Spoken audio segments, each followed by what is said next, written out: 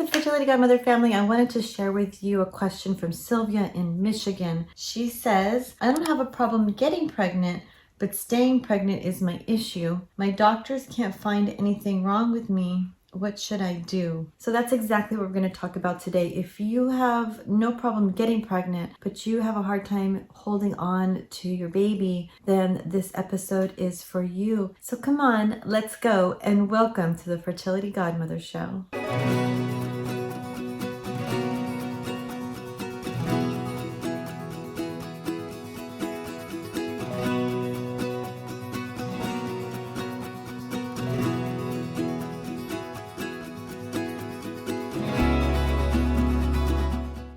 Hi, so today we're going to be talking about what you can do if you don't have a problem getting pregnant, but you have a hard time holding on to the baby. And you've done all the testing, but nobody can find out what's wrong and what's happening that you can't hold on to the baby. Everything looks good, but it's obviously not because you keep miscarrying. So first of all, I'm sending you tons of love and continued strength as you go through this journey. And I really hope that you took some time to allow yourself to grieve and process and honor that spirit that you had for a moment, for that pregnancy that you had for a moment. I find often a lot of times women either do one of two things. They either pick up and start running and don't allow themselves to feel the grief and the sadness of the loss of the baby that they had, or the potential or the idea, all of those things that go along with the beauty of getting pregnant and the dream of having a baby. Or sometimes they get stuck and they can't get out of it and they are just living in the fear, they're living in the sadness. So either one of those, there's no judgment here, are not wrong, but we need to really check in and see what works for you. And every person's journey is so different. So it's just really important for you to kind of take a look at and ask yourself, is this still working for me? You can absolutely have grief and still continue to move forward and live your life and hold spaces for both. Once you have a miscarriage, you'll never feel the same again, right? We lose that innocence, we lose that excitement, because now next time when you get pregnant, you may have that fear again. And it's completely normal. You're going to have the fear that maybe you are going to miscarry again. So that being said, it's so important for you to take some time and honor wherever you're at on this journey and find out what's working for you. Did you give yourself some time to grieve and process, or are you giving yourself too much time? So again, nobody can tell you but you have to ask yourself, right? This is what's going on for you. You have to ask yourself, is this working for me? What can I do to help move myself forward so that you can continue to create the family that you dream of? That being said, these are some things that I like to do with the women that I work with that have had miscarriages, multiple miscarriages, or have a hard time keeping the pregnancy. So first of all, what we do is we want to make sure that you have done all the proper testing, right? There's a lot of testing, medical testing that can be done to make sure that your body is in balance, that there's no blockages, that you have the right nutrients, that everything's working properly.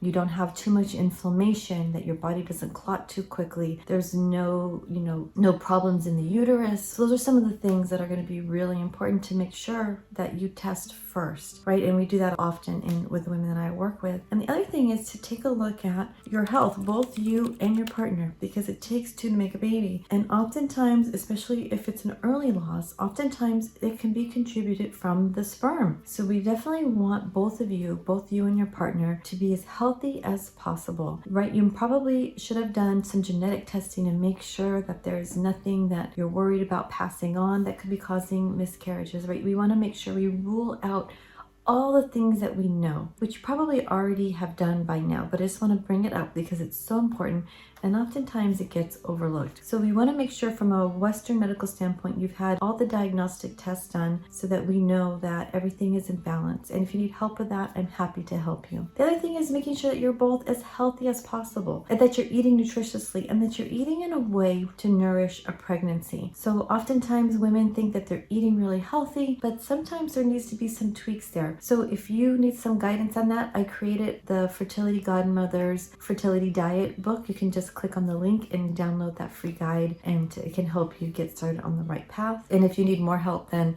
of course I'm here for you. just go ahead and reach out to me, and I'll be happy to hop on a call and talk about it with you and help you and support you. So those are the things that you may need to be on medication, you may need to be on supplements. Oftentimes what I do when I'm working with my clients is not only do I help them prepare the right foods and get a healthy lifestyle and get their bodies balanced in mind, body, and soul, both partners, but I also put them on Chinese herbs to help their body be supported so that they can support the pregnancy. Now, these herbs help your body support a pregnancy. It can't magically fix anything if there's a chromosomal abnormality. So a lot of times miscarriages can be due to a chromosomal abnormality. So that's another thing that you want to know, if you can possibly know if you've miscarried, if you could have that tested, that embryo tested, because that will give you the information that, okay, if it was normal, then I know I need to focus on myself. I know that I need to get healthy. I need to decrease inflammation. I need to increase circulation. I need to eat the right nutrient-dense foods, manage my stress, and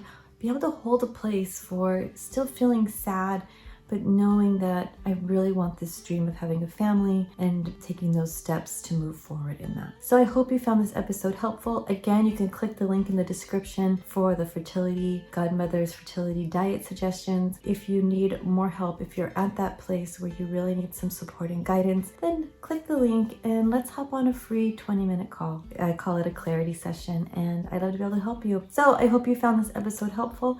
Please give me a thumbs up if you did. And if you have a question for me, go ahead and comment here or reach out, and I would love to answer it for you. Until next time, I'm Denise Noyera-Rez, your fertility godmother, wishing you a healthy, happy pregnancy and baby. Mwah.